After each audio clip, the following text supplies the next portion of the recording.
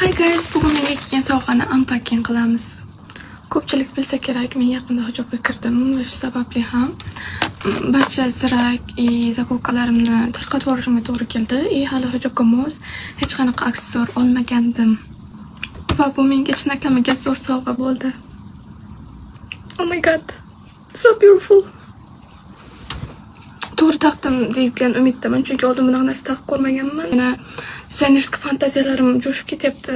O'sha hayollarimda bu bilan nimalarni kiyishni o'ylab qo'ydim. Keyingilari shunaqa ikki xil qistirgich ekan. Menimcha bittasi bu tomonga, bittasi bu tomonga taqilsa kerak. Ashkim biroz xalaqit bergani uchun yechib qo'ydim. Juda chiroyli. Bu esa ikkinchisi. Jirimlash juda yo'qyapti.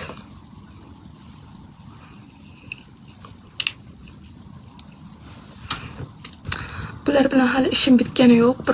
O'zimga koftichka kiyim tikaman, o'shanda moslab taqib ko'raman albatta. Chunki bu kiyimim bilan mos kelmayapti. Bu keyingisi yoshligimdan shunaqa turli narsalarda yaxshi ko'raman. Menimcha bu mening didimga mos. Oh my god. Oh my god. Rostdan ham juda yo'qib ketyapti.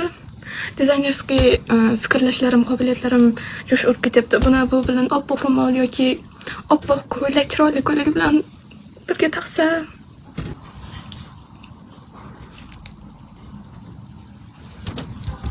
Va oxirgisi shunaqa deyadimi ekan. Bu deyadimi esa bu ham rosa chiroyli, lekin menimcha bunaqa narsani ko'proq kelinlar taqsa bo'larkan. Afsuski menga unga ancha bor. Sovg'alar uchun Feruza Collection'ga rahmat deyman va kimdir zakaz bermoqchi bo'lsa, albatta pastda admitga qilib ketaman.